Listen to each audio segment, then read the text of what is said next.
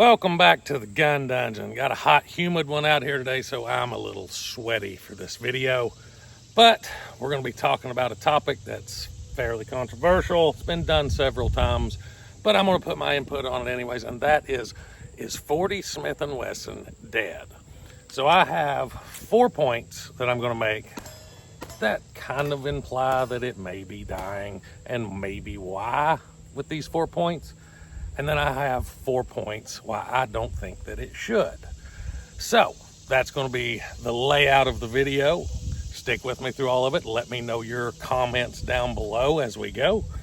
So one of the first things that I think is really hurting the 40 Smith & Wesson is that it is not being produced in any of the new micro, double stack, hybrid style compact pistols. That type of pistol is dominating the concealed carry market. It is dominating gun sales. The P365, the Hellcat, the Shield Plus, the LC9 Max, those types of guns are totally dominating all of the concealed carry realm right now. And as far as I know, none of them are being made in 40. If there was one come out in 40, it may help the round. We may have more people jump on board with 40. But if you want a gun that small these days, chambered in 40, you have to go with a traditional older style subcompact like this M&P here. This is the first gen subcompact. 10+1 is what you get with this. Or you have to go with a single stack, like a Shield, a standard Shield, the single stack Shield, which is 6+1 with a flush fit magazine. So you got to give up either a little bit of size with the gun for the capacity, or you got to give up a little bit of capacity for the size of the gun. With the new micro 9s, you don't have to have as much of a compromise there with the P365 in 9mm. You're getting good capacity and small guns. Another common complaint that I hear with the 40 that I think gets a little bit overplayed is the recoil. I constantly hear about how the recoil is snappy in the 40 Smith & Wesson. I'm not super recoil sensitive, so maybe my opinion is a bit biased, but I don't really have that sensation when I shoot a 40. It's like a 9mm only with a little more oomph. It's not any more distinctive as far as snappiness or painfulness, or muzzle rise isn't extreme. I don't know. Maybe it's just because I'm not recoil sensitive. Maybe somebody that is recoil sensitive may have that issue, but if you're that recoil sensitive, how much is a 9mm bothering you? I don't know. I can't personally tell so much of a difference between 9mm and 40 that the recoil in itself would sway me either direction, would sway me away from 40. Maybe for some people it is. So that's a common complaint, so I'm not going to dismiss it as completely garbage, but I think it is maybe a little bit over talked about, but it is a complaint, and it is part of what hurts the reputation of the 40. The third point that I'm going to make that kind of hurts the 40, that's kind of heading it in the wrong direction, is kind of what I talked about in the first one, but it's going to be capacity. No matter what size gun you put it in, if you put it in this M&P, if you put it in this full-size CZ, in the same size gun with a 9mm, you're going to get more capacity. Now, when you go to a full-size gun, typically you get 2 less rounds if you go to a 40.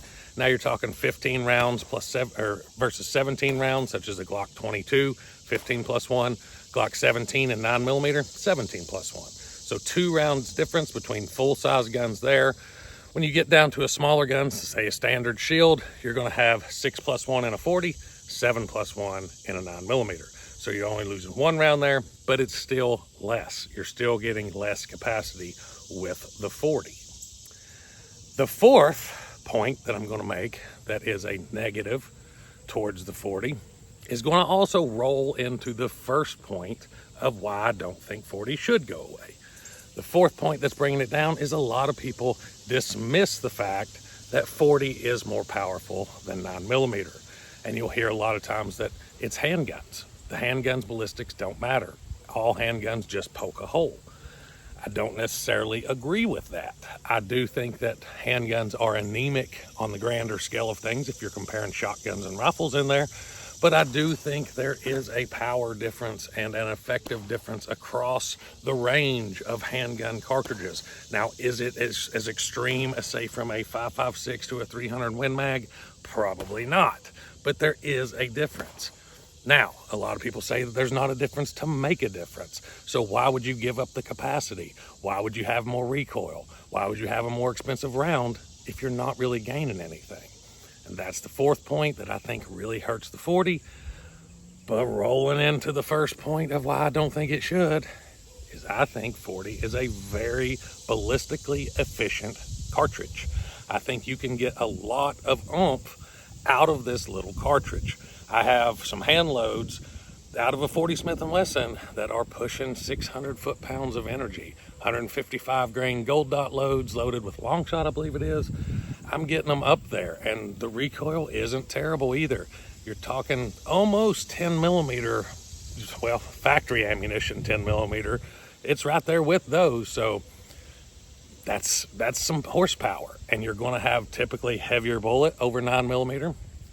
And then, you know, we keep comparing 40 and 9 millimeter, but really you compare 40 and 45 with your comparing factory loads. I know hand loads and 45 super and all that exists to help 45 ACP, but if you just take 230 grain HSTs and 180 grain HSTs in 40 and 45, you're going to get actually more energy from a 40 Smith & Wesson than you are the factory 230 grain 45 ACP loads. I didn't make the math, I just calculated it out. So don't get mad at me for it, don't shoot the messenger. But factory loads, 9 times out of 10, factory load versus factory load, 45 ACP versus 40 Smith & Wesson, the 40 Smith & Wesson will give more energy. And I know that calculation lends heavily towards the velocity times squared factor of that formula to get the energy. So the speed of the 40 helps out getting more energy in the numbers than the 45. If we were talking about just momentum, there wouldn't be that big of a difference, if any difference at all, and 45 may actually win. I haven't done those calculations, but I didn't make it. I didn't make this formula. I'm just delivering it to you, fellas. That's the first point of why I don't think 40 should go away, because it is ballistically efficient.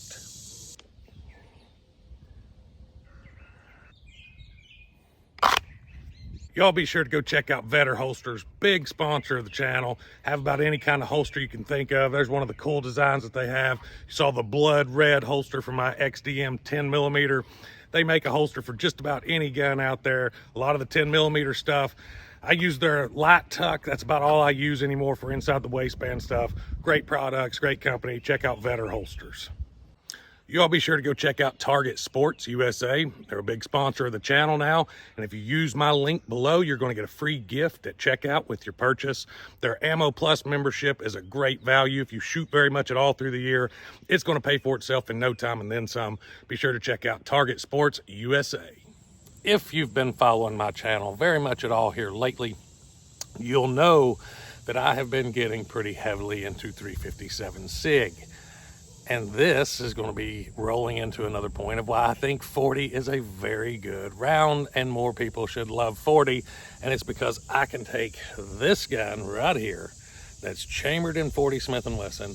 I can get a 357 SIG conversion barrel for it. I can get a 9 millimeter conversion barrel for it. I think they even make a 9 millimeter Makarov conversion barrel for some of these. But either way, my point is, if you have a 40, you can always get conversion kits to a 9, 357 SIG, other options, at least those three. If it's a 9 millimeter, you don't have that option. You can't convert up. You can always convert down or across the board with the case heads, like 357 SIG and 40, but you can't go from a 9 up to larger cases. That's why 40 has another little advantage there, more options. When it comes to shooting sports, USPSA, stuff like that, you're always going to want a 40. And there's a reason for that as well. And it has a lot to do with the scoring. Like USPSA has a minor and major power factor, whereas 9 millimeter will always be scored as a minor.